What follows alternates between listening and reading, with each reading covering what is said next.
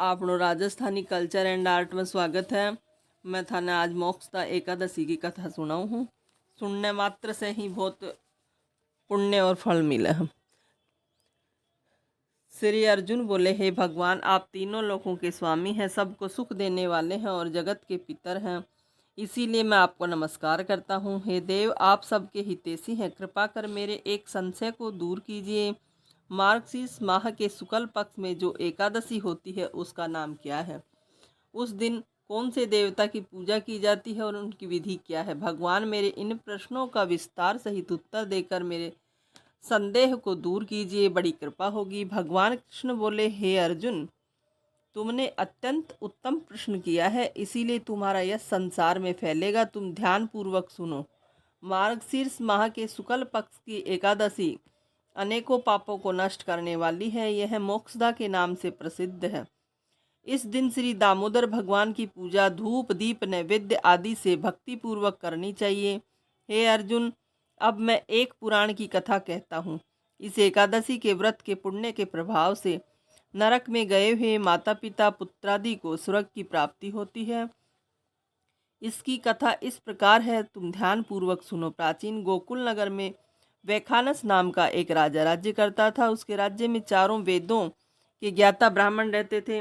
रात्रि को एक दिन स्वप्न में राजा ने अपने पिता को नरक में पड़ा देखा। उसको स्वप्न में देखकर बड़ा आश्चर्य हुआ और प्रातःकाल होते ही वह ब्राह्मणों के सामने अपनी सब स्वप्न कथा कहने लगे। हे ब्राह्मणों, रात्रि को स्वप्न में मैंने अपने पिता को नरक में पड़ा देखा है और उन्होंने मुझसे कहा है कि पुत्र, मैं अब नरक भोग रहा हूँ, मेरी यहाँ से मुक्ति करा। जब से मैंने उनके वचन सुने हैं तब से मुझे चैन नहीं है। मुझे सब राज सुख ऐश्वर्य हाथी घोड़े धन स्त्री पुत्र आदि कुछ भी सुखदायक प्रतीत नहीं होते हैं। अब मैं क्या करूं, कहाँ जाऊं?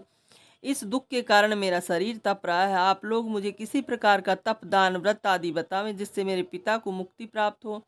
राजा के ऐसे वचनों को सुनकर ब्राह्मण बोले, हे राजन, यहाँ से करीब ही वर्तमान भूत भविष्य के ज्ञाता एक पर्वत नाम के मुनि हैं। आप यह सब बातें उनसे जाकर पूछ लीजिए, वे आपको इसकी विधि बता देंगे। राजा ऐसा सुनकर मुनि के आश्रम पर गए।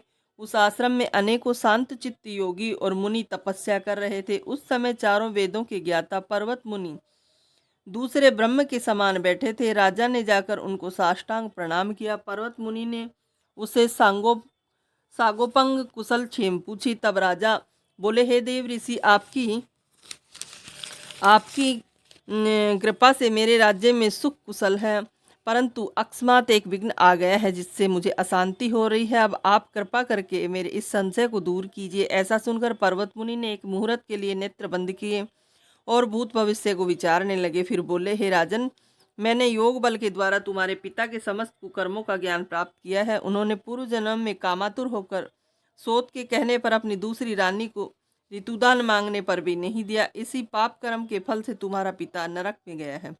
तब राजा बोला कि हे भगवान, मेरे पिताजी के उद्धार के हेतु आप कोई उपाय बतावें। तब पर्वत मुनि बोले, हे राजन, मार्गशीर्ष मास के शुक्ल पक्ष में जो एकादशी होती है उस एकादशी को आप उपवास करें। उस उपवास के पुण्य को अपने पिता का संकल्प छोड़ दें।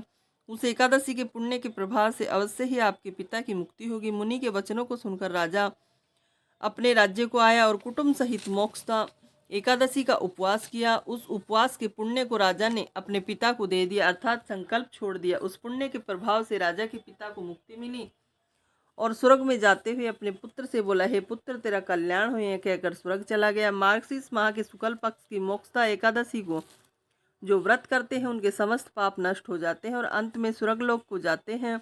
इस व्रत से बढ़कर मोक्ष देने वाला दूसरा कोई भी व्रत नहीं है।